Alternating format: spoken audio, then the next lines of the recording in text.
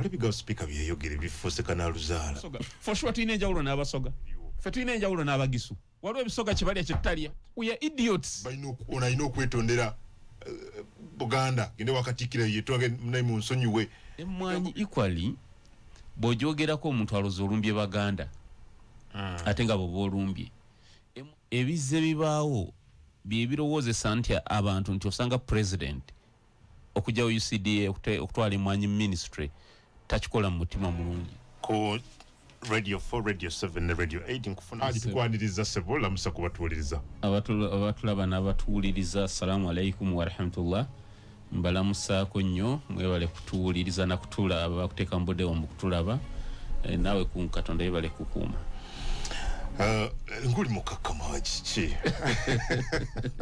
amangi yaturuka ntya sajje omusobola otya nga mukambwe mami tamanyi bumanya taninanangako bwalindaba ajja kutegeera akulaba ku TV agambo waliwo otabuka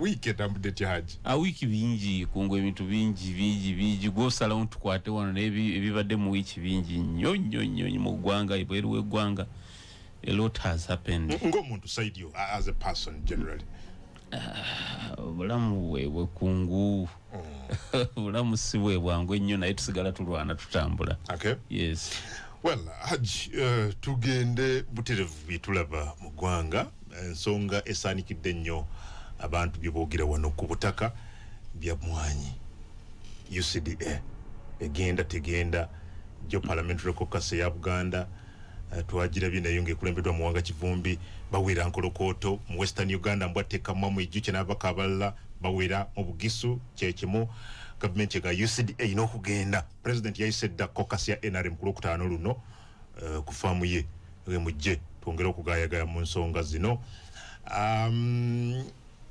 what's your take ng'omuntu general view kifaananyi ku majinga UCDA generally abatulaba njagala bategeere omuntu bw'akirabira ku ngulu oyinza okufuna ekifaananyi ekirala amazima gali nti UCDA nga bwe bitongole ebirala ebya gavumenti we biri efumbekedde enguzi n'obulyake munda omwo cost eyimirizawo UCDA cost nnene nnyo abantu ba UCDA boolaba beewa emisaala si be yabawa emirimu eno ba president obaani salary structure gye baapproving ali nnene nnyo naye njaga tutunulyeko mu layini endala Emwaanyi kungu eriko sentiments z'amaanyi eri sentimental nnyo naddala mu layini ya tribe kungu waliwo ebirimibwa nga bwe nakugamba nga buli kirime olina tribe gy'okiteekako abatuwuliriza oba abatulaba bwe twogera ku bikajjo omuntu ayinza okulowooza baagala balumbye basoga wadde abalala babirima ebinyolo babirima nawanawa n'ekijja mu bwongo bw'omuntu basoga bw'oyogera ku nte n'amata oli alowooza olumbye Banyankole bw'oyogera ku taaba oli alowooza olumbye ba Western Islands n'abantu b'engulu eyo so Emwaanyi equally bw'ogyogerako omuntu alowooza olumbye Baganda ate nga bw'oba olumbye Emwaanyi yasinga kukyaka nnyo mu Buganda n'ebitundu Abaganda gye baasengukira yes ojja kulaba nga Emwaanyi mu Buganda weeri nnyo bw'ogenda Bugisu yagendayo lwa Simeyi Kakungulu ate mu Busoga teriimu n'okuba Simeyi Kakungulu omulangira yakampinga Bugisu n'agiba forcing okugirima abagisu bw'ogenda Emwaanyi erinnya Ekitagwenda Abaganda baasengukirayo Emwaanyi erinnya Bunyaruguru Emwaanyi erinnya Omwisinjiro mu Bushenyi kitonotono n'Emwaanyi erinnya Ebukanga so abantu abaasengukira Abaganda Emwaanyi ziriyo nnyo baba baali bazitegeera so bw'okyovola abantu bakugamba nti buli oba nga akwata ku Mwaanyi balowooza olumbye Buganda ate nga kyekikulu amazima gali nti Emwaanyi yali yakka okulimwa kw'Emwaanyi kwali kwakka Ssaabasajja Kabaka wa Buganda yakola omulimu munene nnyo ng'ayita mu puroguramu ya Mwaanyi Terimba okulaba nga addamu okwagazisa abantu okulima Emwaanyi naye abantu ne bazisiima ne bazirima bw'otunuulira olwaleero ebizze bibaawo byebirowoozesa nti abantu nti osanga president okujjawo UCDA okutwala Emwaanyi ministry takikola mu mutima mulungi kungu wa UCDA yatekebwawo etteeka gye twandiyise UCDA statute lye tuyita UCDA statute era 1991 bw'osoma section eyokusatu eya UCDA statute olaba ebigendererwa ebyali biteesezaawo etteeka eryo mu bigendererwa ebyo byonna abatulaba njagala agogolinga alabe UCDA statute eya 1991 abatuwuliriza bonna temulimu kigendererwa kyali kya kupromotinga kulima mwanyi tekirimu kwali kutunda butuuzi katali ate mutindo wanti n'okutunda nti government yote yali kukyakuyinjiwaza by then yali kukyakutunda katali tukoze tutya kujja sente mu mwanyi si promotion ya growing exactly not UCDA tekeringa eligiteeka girijwa mandate promoting obulimi lyajja mu 2021 the National Coffee Act of 2021 abatuuliza n'abatulaba mu masimu gamu bako ne Google linga amateeka gano mugasome eryawa UCDA obuyinza naki okulanga promoting n'obulimi kati ng'otaddeko bwakabaka bwa Buganda ne banna abasirikale ba Operation Wealth Creation NADS ne kusinga nnyo kabwakabaka bwa Buganda Emwaanyi yayitimuka nnyo abantu bagisimbye nnyo olwaleero Emwaanyi eyingiza million dollars 9 mu ggwanga wano naye ennimiro ento ze basimbye nnyingi nnyo kirowoozebwa nti mu myaka ene Emwaanyi ejja kuyingiza $1 billion nga 4 mu ggwanga wano ezo sente nnyingi kakati kyekirese this hurabalu kino akavuyo ketulaba kano owekitiibwa president emabegaawo yaleetako n'omukyalo omuyitale Peneti Enrica Peneti yes ng'amuleeta kutwala Mwanyi nga yali agambye yali agalamu obuvunaanyizibwa obumarketing Emwaanyi za Uganda zonna ebweru w'eggwanga kuyita mu kampuni ebagitaani Vinci abantu ne beekandaga era wekitiibwa president n'avaayo n'agamba n'okugamba nti wemba omulaba Peneti yenze wekitiibwa president kakati wekitiibwa president ekyo bwe kimala okuggwanga ekya Peneti kigudde butaka yakwatako ne mukoddomi we omuganda wange Lwaboogo n'amuwa billions ezaali wa mu 3 something oba mu 7 nti naye kupromotinga kirime kya Mwanyi kakati ebyo nawe bibaawo ne bakulaba ate ng'ojjawo ekitongole kirambo nga Mwanyi njiza ministry abantu abatulaba biri biganye no kakati babikusuuziza quote and quote babikusuuziza nga bw'ogambye kanoga kati Mwanyi edda ministry abantu batandika okufuna okweraliikirira one lwaki bino bijjidde kumwe etteeka lyakasayiningibwa 2021 ereeta UCD okujongera obuyinza temulikiriza nakukola wadde emyaka 5 ate mugamba Emwaanyi zidde mu ministry naye nga otemunatuka ku ekyo mugambye Emwaanyi Peneti tuzikwase Peneti azitundire ate buli muntu abantu bannayuganda bali mu problem nti speed eri ku Mwanyi nene nnyo kakati ekyo ekyeraliikiriza abantu nange ng'omu ndowooza nti ministry eno bagirabye nga nnyangu okukolera mu bye baagala ministry waliwo abayina quote and quote sinister motives eri Emwaanyi bye batasobola kukola kati nga UCDA weeri nga mu ministry kijja kubangwira UCDA si kibira UCDA kasaka tuoba ina kyokolya bakiraba mangu ne ministry ngazi nnyo that is number 1 number 2 UCDA bw'okoleramu ekintu ne kinyiga omuntu UCDA is a body corporate ebeesobola okuwaabira oba neewaabirwa nti UCDA bw'okoleramu ensobi yonna ewaabirwa mangu oba neekuwaabira mu ministry bw'okukolako ekintu owaabira Attorney General akodyo kategedde bw'olina diiru gy'osamba togisambira mu UCDA ogisambira mu ministry kuba ministry si nyangu kuloopa birimu amateeka si byangu nnyo atuwuliriza oba atulaba nga tafumitiza nnyo tajja bisobola okujja ng'obiwadde obudde kakati UCDA ekokola naye njagala abatulaba oba batuwuliza bajjemu singa president Emwaanyi eno successful edda mu ministry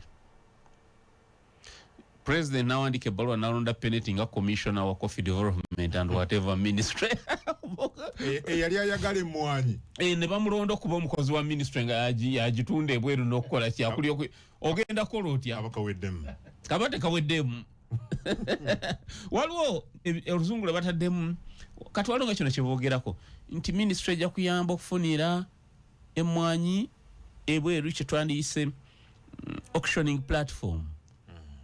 Auctioning platform, you see, auctioning platform abatulaba ekisooka mu tteeka lya National Coffee Act eya 2021 naye eyo mwekiri nti UCD baali bagigambye bajja oyinza ofunira Emwaanyi kye twandiyise coffee auctioning platform. Abatuuliza abatulaba a coffee auctioning platform, this is a vehicle through which coffee beans are sold to the highest bidder. Kakati bino bya bidding. Peneti ali in charge of coffee development bichinga bamutadde ministry ng'omukozi. Ba biddings oba lwaboogo gwe bataddeyo. Ba biddings ana biddinga ne bagamba awangudde ye vince ya Peneti ya highest bidder abalala tebazze. Bayinza okulanga mu ngeri yaabwe ne wabanga alabye ekiranga ekyo omuntu omu ye Peneti. Peneti najanga yalina okugula Emwaanyi yayo. So wetugenda mu that wetwala that simplistic construction nti coffee tulina okugata ebitongole bya gavumenti manya sente bitwala sente nyingi gwe n'ogendera ku ekyo mu abatuulizi ojja kukola ensobi. Bino zino sente zetwogerako mu myaka 3 zigenda kuba $1 billion nga 4. Abatulaba njagala bategeere nti bajja kuzikwata bagamba nti Peneti gwe tuyisizaawo ye highest bidder ffe gwe tulabye yataddemu kusaba kwe. Asinza abalala. Gwe tojja kubaayo kutegeera bataddemu kusaba. Asinza abalala. Yataddemu yekka bala tebazze. Tojja kubaayo ataddemu kusaba kwe ayiseewo. Wesange Emwaanyi mu abali eyo yandiguze kilo katwale kibooko wa siringi akanaana Peneti agenda gigula 10 ogenda kola otya? Ye highest bidder. Oweekitiibwa President bwe yawandiisa ekiwandiiko nga yanukula ebiriwo kati nakoona ku nsonga nyingi naye njagala kwogera ku nsonga 2 strict mu kiwandiiko ekyo oba wakirabyeko yakonye kubagamba naga baleeta tribalism mu kintu ky'Emwaanyi nosensico boogera bya kisiru naye Oweekitiibwa President ekyo nkikizeemu Your Excellency wanteri aleetamu tribalism but mu Uganda buli kirime ekirina bye bakiteekako bye bakipaatiikako oyogera kokoa bundi bujo bamba nabakonjo you are in trouble with them kokoa yes your excellency ojja kuba mu trouble nabo oyogera ku majaani mu North eri ali majaani mu Northern Uganda mu Buganda gali mu matono nnyo eside z'Emityana ne Bukomansimbi amajaani gasinga kubeera Bushenyi Bushenyi na Kanungu bogakwatako Kanungu kabale Bushenyi ekolido bajagamba otulumbye. Your Excellency equally bokwata kubikajo nga bwe kugambye boyogera ku malewa wano bagisu tasobola kugera ku malewa Abaganda ne bavaayo gali gaina political sentiments z'amaanyi nnyo Bugisu. So ekyo nkimazi tewali waleta tribe but the subject eri mu diro yennyini yerese tribal sentiments okujja wano. Number 2, Your Excellency, people are wondering ku mulimu Buganda gwekoze government ya Buganda nge eyazawaza Emwaanyi mu program ya Emwaanyi terimba. Your Excellency, kyekyakutwala okuwa mukoddomi olwaboogo 37 billions nota wa Buganda wadde 10 billions. Obuza ki President? Oweekitiibwa President ekibuuzo okiwulidde kankikuddiremu oba badde tokiwulidde bulungi. Ku mulimu Buganda gwekoze gwonna ogwo kiki ekyakumotivatinga okwata billion 3.7 oziwe mukoddomi olwaboogo atalimangako Emwaanyi bwagenda apromoting okutunda Emwaanyi noleka Buganda for sure. Ssaabasajja tagusobola government ya Buganda tegusobola ogwo kukyebadde ekozeeko ngaite Emwaanyi terimba. Yes, but of all people lwaboogo yalina promoting akatale k'Emwaanyi ebweru lwaboogo wagundi eri ya export promotion. No, but you see ekintu ekiwa omuntu akina mu passion n'obukugu n'okukyagala n'obukugu lwaboogo yali alimyeko Emwaanyi okakasa Lwabogo musajja mugezi ali very intelligent musajja mugezi articulate kibyo nabirina naye expertise eri nnyo mata okusinga Emwaanyi oba oyagala oba tokola ki nze singa bagaba wadde Lwabogo 50 billions agenda ku aina kyagenda okukola mata wagongera ku value you just tibaako na problem because arunda nte teri atakimanyi mulunzi n'okukula kuva mu buto kyakuzaakola ki alaba kiringa bono wa Munyagwa sente bumpromoting akatali kamalewa toina kyo gamanyiko sigamanyiko sigalyanga nako ne passion teriwo sigalyanga nako so ekisokera ddala kyali se tribal sentiments. Number 2 owekitiibwa president bwe yadayogera ku page 5 mu kiwandiiko kye yagambye weyeebaliza minisita Sekitoleko nebaza minister Victoria Sekitoleko former minister yali minister w'ebyobulimi yamwebaza nti nebaza Sekitoleko yajjawo notion ye yaliwo mbu tulina food crops mu Uganda ne cash crops. Food crops kati zafuuka cash crops kati byonna kati byafuuka cash crops. Yes ekyo nzikiriza nawe your excellency naye yabuuziza nti buli crop katugiwa authority. Yes bwe kiba kyetaagisa nga kinakola amagoba amajani kati wagalimisa abantu your excellency man ne bagalima bangi ne baleka okulima emmere ey'okulya ne kati kiro y'amajani egula siringi 10 kilo. Yes wakiteekawo ku authority akaganoonyiza akatale ebweru government ne because bino byakibalo nga wekitiibwa president batera okukyogera teekawo ku authority okaweka staff akatonotono nga kukola kunoonyeza amajani katale ebweru government ekaspendingeko bwe tuba twali tukola loss ku majani ya $1 million nga 3 oba 4 kano ka spending ko mwaka $1 million 10 ka promoting amajani gaddeyo obengo gafunako $1 million endala 5 oba tofunye Coffee Development Authority olwaleero oba dojiwa billion 4 omwaka ze $1 million 10 nenge marketing Emwaanyi n'ofuna $1 million 9 bweru oba tofunye okusinga ogabeza nga tekalina katale teka authority ng'okwato omuntu omuno mu billion 7 bwagenda kukola ddagala katono ku radio phone radio 7 waliwo ananga nti waliwo ekyuma ky'Emwaanyi kye government kyawa sent entungamo yakiwa $10 million. Yes. Wanambuza nti lwaki ntungamo lwaki sibugisu lwaki sibugi kubanga bebamanyiddwa mu kulima Emwaanyi. Exactly. Fakto nangambye nti ne bw'otunuulira Western Uganda yonna Emwaanyi ntono ntungamo si ensinga buli omuntu yenna ayogedde. Okay? Buganda Bugisu buli omu amaloboozi gavudde all over. Why is the government hell-bent? Why is it insisting on rationalizing UCDA? Kigendera kyekikusi bakolera ani? Abantu baganye government ekolera ani therefore? Power consolidation. Come again? Power consolidation. Kachaluzongo ekyo. Kunyweza buyinza kukuŋŋaanya babunyweze.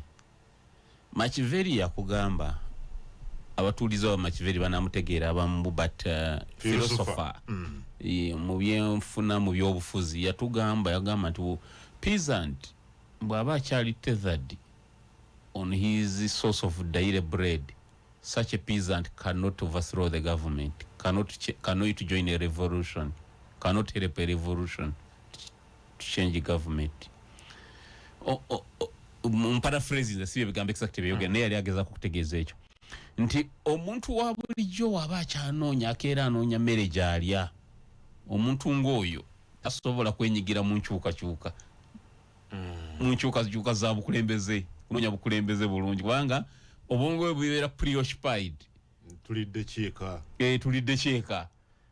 President Museveni yasoma nnyo Nyerere yagezaako nnyo okuzingamya abatanzania abo butafuna nnyo sente nnyingi eziyiika ennyo nga bajjamu kaluubirira okufuga era kyawangaza nnyo kyama kya mapinduzi mu buyinza. Omuntu omugagga taba na mpisa abeera ni rule siga ntaba na mpisa but abeera ni rule tafugika. Kati gwe bulwonooleka abantu mu kyalo eyo ne bawuga mu ssente obukulembeze bukuyise emyaka nyingi otuko kuba olukumi batiki nga akalunga tebasobola abasajja nga atujereza ono tasobola kukwata singi 10 n'atiki nga kalulu. Ezo sente ziri mu kujja mu Mwanyi zigenda kuba sente nyingi nakugamba etwali wano and I would still reiterate my prediction. Population enywe Mwanyi enywe coffee mu nsi egenda yeyongera abazungu bakiteka ne muserebai zaabwe mwita serebas ze basomesa abaana oba kyenkozesa ekigabo kituufu sinjula ebeera serebas plul zibeera serebai bakiteeka mu bye basomesa abaana Canada baba basomesa abaana mu primary baba basomesa nti bw'oba onoofuna meeting otuulawa bibaamu balina subject esomesa abaana naye kyenalaba mu babuuze bw'oba onoofuna onootuula meeting okuteesa ne muno omutuula bw'oba okunyumyamu ne mukwano gwo si bbaala coffee shop. You sit in a coffee shop? Yes. Can we have a coffee? Yes, a couple of bagana bali mukumalamu abaana baabwe okunyumizanga business okusinkana mikwano gyo mu mabaala bali mugwa abaana mu mabaala instead bali mukwayigiza kunywa kaawa coffee shops. Population China akatale population eyizo okunywa kaawa nnene nzibu because betaaga amaanyi betaaga rejuvenation ne database kwanga bakola nnyo. You see China osanga omusajja w'emyaka 85 ng'akyakola abali bagenze ko mu Guangzhou Shenzhen ku streets ku machuo bala bavuga obugali myaka 85 bagenda kukola. They need coffee. Japan population enywa coffee egenda yeyongera. Ate si buli mawanga nti agalima coffee geyongera. Coffee si buli wamuntu abalawo. Meaning akatale ka coffee kagenda kulinnya okusinga ne wane emirundi ng'etaano. Obo oyagala oba toyagala. So omuntu atuke time gatunde kilo emwaanyi emitwalo 5 ngali e Masaka. Badde ne Dr. Bwanika kumpe le kusanyuka TV sina John nangamba ewuwe mu constituency ayina abalimi ngoli season yonna sobola okunda ku mwanje nakwata milioni 5 natekano mu nsawo wano mu nsawo banji bazina abantu bafune milioni 5 3 mu season kakati bweneweza kilo ngegule milioni 3 abafuna sente meka bali mu bubumbi oja musawo muntu ayina yikatani zimwanyi gatamanya ina KDB Kampala kakati abonga bali eyo kalungu wa atenga toyino mu 2 3 bana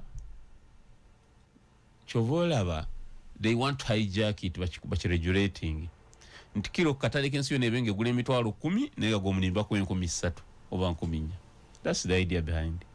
Kituufu government ejja kujja mu sente n'abantu kinomu but fe tugamba nti ewekitiibwa president olwaleero akkirize abantu buli omu atandike kulya ku ntuuyo ze buli muntu afune ekiva mu ntuuyo ze afune ekyenkana n'entuuyo ze zaataddemu tutufune ba middle class tufune abagagga abalala nabo basituka abava mu byalo ekireme kuba tuleme kufuuka bamulya nnimire nga fe tufuuka abagagga tatuyiscavenge ku bintu byaba ku maanyi gaabwe kwe tubeera fe abayivu ne tulya oyagalira okwo so kyekyo. Okay, ebyali mu parliament of course kati ensonga eyo eyolekedde okugenda mu committee stage for scrutiny then bagende ku kiddako but wali bigawo speaker byeyogere Efuuse kanaluzaala ebigambo ebyo microphone yali ekyaliko n'ayogera naye bagambye babisalamu ne bagattako ebyabwe speaker bamuwaayiriza we yagambira nti make sure that those Baganda n'akomaawo. Some people think this is tribalistic. Nalabye Elias Lukwago nga ayogeza amaanyi agati kisoboka nalabye Muwanga Kivumbi bonna baga nti onalina okwetondera Buganda gende wakatikira yetonge naye mu nsonyiwe ebigambo bino simanyi oba yabyogera kubanga ne technology naye munje ennaku zino artificial intelligence omanyi kyategeeza oli asookwata dine eddoboozi lyenkozesa nawagikamu ebigambo by'obuwemu naye nga eddoboozi erimu lyeri byogera kisoboka mu mboozi eno gyenimu kati munaatekamu ebigambo bye naye waba yabyogera kiswaza ku muntu nga namba 3 mu ggwanga okubanga okyala Abannayuganda ng'obalabirira mu tribes zaabwe. Mr. Kungu Africa tuli basiru tuli basiru we are idiots. You can't abuse us. Yeah, but I'm also an African in Gambia we are idiots. Wadomanyi mutegeera. What makes you an idiot mbuuza? So what makes Africans idiots? No mbuuza what makes you an idiot gwe Kungu? What makes Munyagwa an idiot? That one I can ask. What makes us idiots? Gwe Kungu obeera wano ng'olaba omunyolo wehoyima nga munamawanga Can you imagine omuganda we mubende alaba oweka kumiro you are idiots.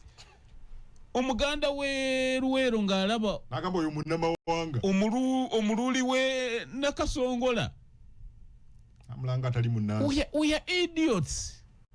That's correct. Without fear of any contradiction. Russia erimu Uganda namutano. Akwata Uganda namutano okufuna Russia emu. Erimu sub-tribes zesimanyi muwendo. Gotoza ntibogera olulimi lumu nti ba Russia. Russia ina abasiraamu 16%, 16%. Ne cultures nga bitano. The Chechens, the what, maybe they still see themselves as one Russians, country. Changamba, we are idiots. China, eyinza okubeeweza tribes 2,000. China. Local languages 2,000 China jola. Atolu fetumanyi lu China lutuuli. Lwe Shanghai. Ching chang chong. Yes, olwe Shanghai. Bakanya ku lulimi olwalwogerwa Shanghai mu capital. Capital Shanghai. Olulimi olwogerwa mu Shanghai olweboogera olwowulira lwe Shanghai lwe bakanya tulufule national language kama nga twogera Oluganda lutu fena lutumalire. Tubone fena ngegwanga. Yes, buli omu ne yaluyiga naye ne basigazayo zino baweze nnimi 2,000. Batoyinza kuwulira olya gavumenti ono toyinza gwena kukitegeera actually gwatalina mukyera toyinza kumanya nti ono Hong Kong kubanga olukyenda lubogere Hong Kong abo balina olulimi olwabo olulala. Naye naboogera luli olwe Shanghai balina balita Shanghai something lwe basala bonna boogere naye gw'omanya olunyankole osobola okwogera olutoolo gwe nedda olulugwala osobola okulogera mu sentensi nedda. We are idiots. No, that's the problem. Otuuka okulaba omutoolo ng'omuntu akulya ewala ennyo munnamawanga. You are an idiot. Nolaba omusoga ng'omugerera bw'omujeregere abasoga mutege nga golaba n'omusoga bw'oyina enjawulo n'omusoga. For sure tulina enjawulo n'abasoga. Eriwa. Ffe tulina enjawulo n'abagisu. Apart from ono vernacular gwe bakyusa ono n'amukyusaamu ati ono n'akyusa ati kyekifuula ow'enjawulo nga n'emmere mulya y'emu. Waliwo ebisoga kye balya kye tutalya. We are idiots. Kale ate obala kati baagala nnyo Trump baga Biden assa Baganda awagidde Israel okutta Baganda baffe. Mu America akalu kagenze keetayiteninga. America erina kye bayita electoral college. Njagala oli ayinza watuuliza ayinza Abarabu bakola namba ki? No, Trump ya losing akalulu akawedde. Trump ya losing akalulu akawedde. By 30,000 votes ezaali ez'amakulu. Bamukubisa million eziwera. Ne waliwo states nga azifunamu obululu 3,000 gyokka. States 3 yali akamazi. Oba kandigudde draw. Kiba kitya mu kalulu kaabwe? Kakati balina electoral colleges. Balina seats 538. 538. Seats mu Senate mu ki? Electors. Bo bayita ba electors abalonda president. 538. Be balonda president. Ne wabawukana akalulu kwa bonna akakubwa. Kakati bo bakwata bagendera ku census yaabwe.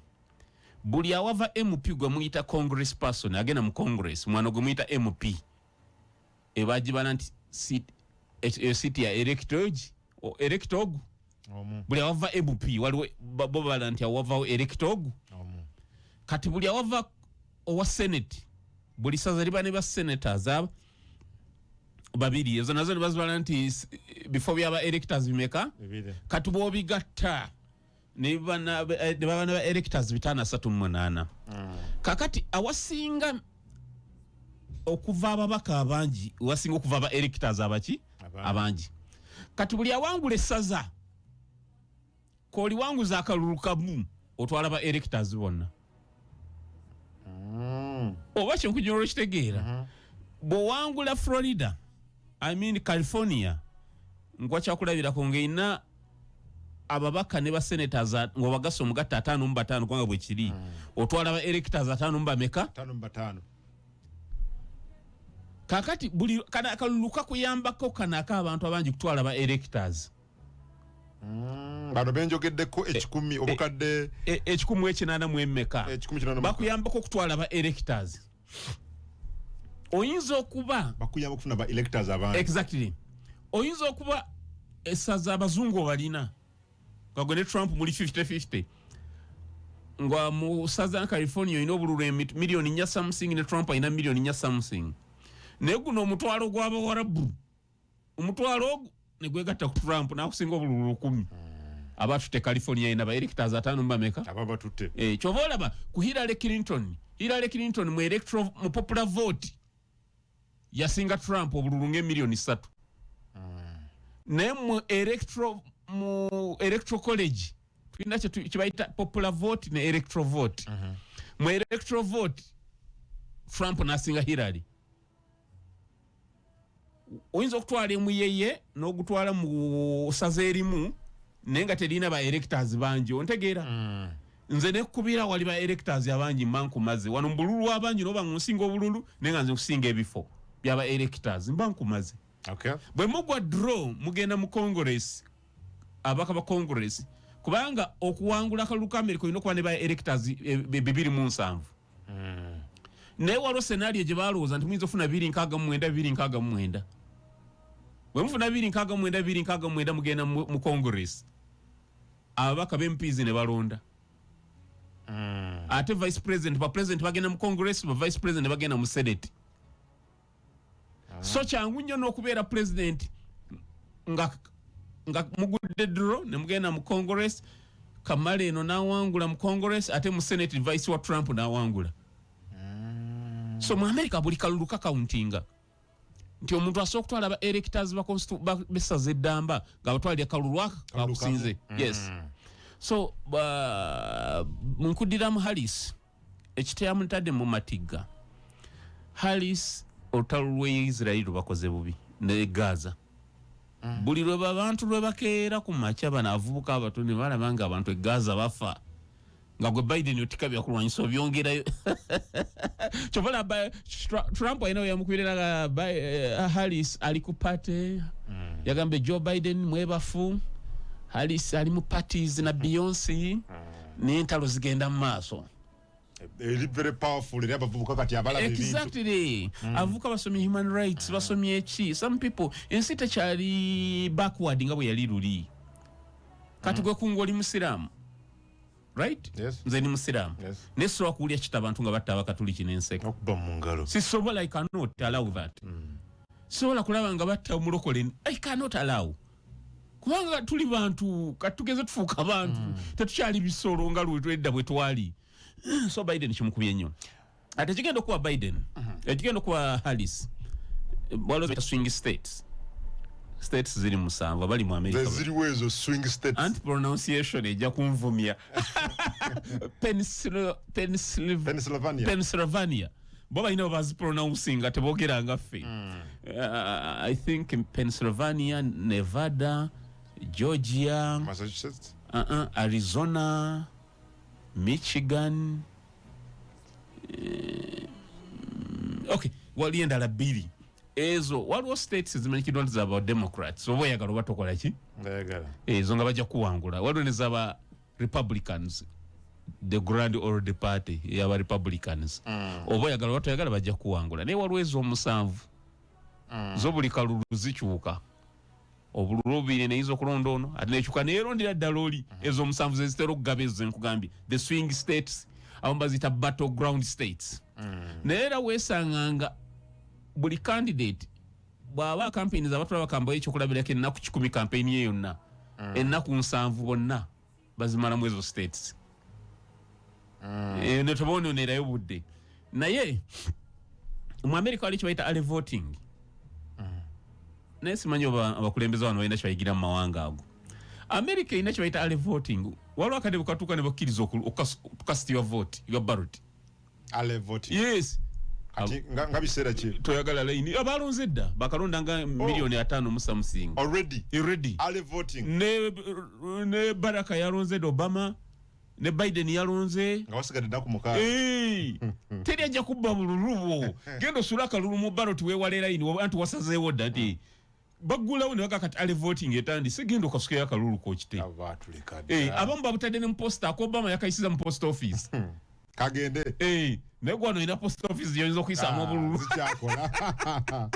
twala anozibaawo nolonda akalulu nga tekawagire NRM nokatwala mu post office wali nokasuula mutwana electoral commission mukabalaako salonze Museveni olwayinza katuuka n'okutuuka so kyengezako bakubuuza ebine biki ebishoka saga erikanihana okanomugwira omushazi akanaka huji bibajo kuvuma byonna nekifiiri ono shina ateekateeka kakati nebo akobama yakayisiza na post office bakulaga level yo ya civility ko batuuse n'obutaba baliaki kibayita independent electoral commission say yafe no beza akagamba independent bali bajukule bakakuleta bakafuna ne bakateekawo kayinoggwa they value everybody's choice yes bakulagira the power belongs to the people of the United States of America so kakati ale voting naye nga kyengezako kukulaga nti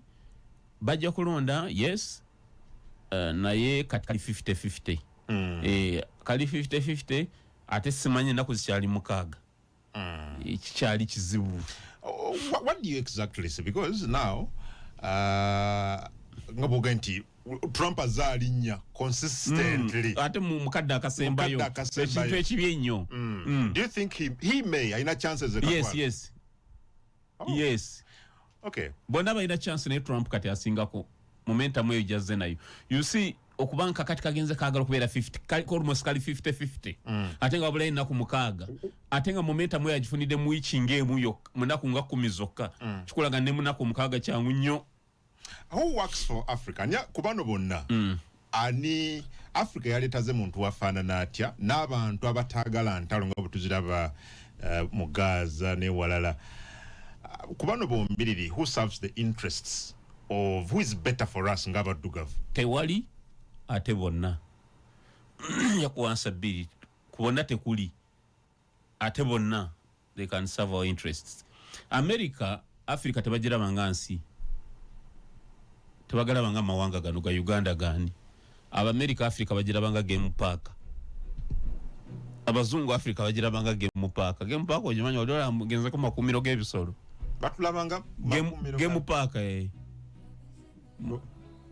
abazungu Africa bagiranga game park tulinga makumiro ga bisolo lwache anera mu America tebalina nnyo police ya Africa nnyo bano ba bureaucrats ba politicians baba beyisaako bweyisa Africa efugibwa Pentagon amajege gafuga Africa lwache honorable Africa efugibwa Pentagon yesalawo kikyaba bakolera Africa buli gwanga mu Africa at any time bubalanga interest za America walwazikoseza nga mukulembeze wa Africa bagamba Pentagon yingire weterezaawo Pentagon esokujja nekozesa jeryo nelikuwamba tonalabayo kuzi mu Africa n'olya nga America tezivumiridde nyingi lwaki nebuuza bwebuuza lwaki ogenda olaba nga bavumirira president abbi obululu ate kuwe yabadde ne basirika tonakiraba nkiraba in fact no kukigaze honorable ku international level botunulira olutalo wakati wa Russia ne Ukraine America evumidde nnyo Russia from the beginning describing anga invasion that Russia invaded Ukraine erevumiridde nnyo ekintu ekyo newankubadde Russia egamba eri special military operation but bwe kituse Gaza nga Israel ekolere ddala Russia kyeyakola n'okusingawo egamba Russia has the right to defend herself. Israel has the right. Brother, Israel. Africa, America, Castella, worldwide. America, Castella, interests them as is threatened. Teinache goverida, tegoverida mateka, tegoverida democracy. However, mubibi bwayo wabuwandi iso bubi nunjiko okusinga amawanga amalala amanene. America ejja kuba ne interest zaayo naye waliwo byejja okulya naawe kawumpuli bw'anaabalukawo wano ba Ebola God forbid n'akufuukira ekizibu America tejja kwebaka nga mufa ejja kuyiye wano kulanga vaccine ejja wano ekitali ku China ekitali ku China ebyo tebigikwatako ekitali ku Russia Russia zirina ekijja kuyamba but Americans olazo no vaccines abana ffe bafuna tuzifunye okuva mu West ng'obuyambi since 60s polio biki ne vaccine ezo golaza abwerere nesinga bagambo gisasula zirimu hundreds of dollars very expensive yes ne baba bagabi obuyambi bazikolerako dda bawe yes Kuvoola I rather go with America than any other person Kuvoola nze mi Munyagwa pro West. You're not pro East. Yes. No. These Easterners are terrible. These communists are terrible. The Russians. They are terrible. Really? They are terrible. These Chinese in America vude kusiniensi eno they will pick you up atwale bakosenga abaddu. Joke with Chinese. And yet in the burden tunulira abarasha you joke with Chinese gendo obuzabana bakola makampuni gaabwe. They have nothing to do with observance of human rights. Tunuli abana bagende mu Bwarabu okolo bayaya. Nokwato mwana n'omusala noko that can't happen in the West. No, you can't say that in the kwata kuwagala tayagala muddugavu but tasobola kwata kisona akusala mu kibumba. Yes. These Easterners, Russians, Chinese, North Korean, that axis of evil. Tayetaga na kwesembereza. Babinye chenkanite actually nzonzibula maaso nze mbadde tetera muko n'aba Easterners mwe musaga mmwe those ones nga bali in charge of this world. China inabo siramu abawere million 2 abadetaining bava Shenzhen some province they are province y'abasiramu bavunana ki the anti-bakiriza dini mu ba communists dini kyabula benyo China omuntu abuliridde enjiri omulokole na imani nemukwata nayimirira ku luguudo bamukyajinga kwa kulya mu nsirukwe ekibonerezo okufa kubulira njiri ngoli ku omulokole nalinya imani nakwata Bible si basiramu boka nalinya imani nakwata Bible nayimirira ku nguudo mwoyo mutukuvu namulinya ekibonerezo okufa China tebabulira njiri ku nguudo tekisoboka n'okusaba kwokko kusabira mu gazetted place. Bino tumukunwanye family tusabire tate yafa. Imani nebalinye duwa nekwajja. Polisi yebayola. Ne babavunana kulya lukwe munsi. Kibonezo kyenkadala kulya mu lusirukwe. So these way kakati I rather go with the West. America ngambye obuzibu bwayo Africa batulabanga game park. Batulanga buli kimu naye bayinake bakwatiramu ekisa ebisoro bigenze kufa ebisoro byaffe. China ine ekintu kyebadde ekole badde ne project badde ne project bagita the Belt and Road Initiative BRI wajuulirako ndowooza guli mugezi badde bayitira loan loan za infrastructure zimba makubo bisaawe bya nyonyi ports naye babadde bakwatagana ne regimes ne mu-inflating projects. President anatera okuvaako project yanikolerwa $1 billion agateeka mu 2 tugabane namwe mutwaleko ebbanja individuals ebbanja lisigale ku bantu ebbanja lisigale ku ggwanga China nga byekola Kuvoola loan zaabwe zigenze ziremwa nansi ziremwa okusasula Kuvoola kibayita Belt and Road Initiative kigenze kigwa bino badola nga abachina bali wano ate ne bazijirako project ebamaze okubba Bannayuganda Abannayuganda mutuwuliriza nkwa kyakulabirako expressway egenda kuzimbibwa obumbi katubale $1 million nga 2 mwe muteke $1 million 10 Bannayuganda bali sasula ate on top of that bayitako kikampuni kyabwe nga contractor nekikolaga dibenga lye Chinese toyogera ebyo they are bad. Bantu babinye eriensi ena aba communists. Nkwa. Ebe tobiyogera na kubiyogera. Bantu bazibu nnyo. Walabye kyagudde North Korea. Amataba ne gajja nota ba officers ba government lwaki amataba gamazeewo. Ne gatta abantu. Can you imagine? Gwenge kibonerezo China kyokka kufa kutta. China ina abantu mu custody eba harvesting am bitundu. Ebajjamu ensigo organize. Can you do that? Oli mumenyi wa mateeka oba oli muzi wa misango ne bakuteeka mu kkomera n'omusango teguna kusinga nebala nko kukungula ate okutebamanyi oba bali kukozesa bate bali kukozesa natanga okukungulamu ebitundu byo mwogerera mwe kungu mwe America bweta singa America eriva mu shokulembera ensi eno kwanye kulembera ensi ekifo ekyo Katonda God forbid nakijjako ensi eno egenda fuuka jungle survival for the fittest atali bana nuclear alimanya so Americans njakudda ku standpoint ku kibuzo kyo kubona ani mulungi erife taliwo ate bonna balungi njagala ntusoke tumale ekintu kya Trump kino na America bantu kiba kutomuka ayiwalo agambye mbu Trump omulalu America bamalirivu ko Trump omulalu amazima akalunga kabaddewo leero Kamara wangula leero njagala mpuliriza antegeere bulungi nga kabaddewo leero Kamara akola ki awangula neera singa kaliwo 10 days back Kamara yandiwangula ne percentage nene ne gap egenda efunda agambye Trump ayogera bya nti mulalu kitufu Trump ebintu byayogera oba toli muzungu oli ange byekiralu mu America abantu abeeru abazungu abave Bungereza Ireland German Trump java wa bako abayobera banga abazungu bakola ebitundu 5.9 ku 10 abadduga vali ebitundu 12 point something 10 abave Latino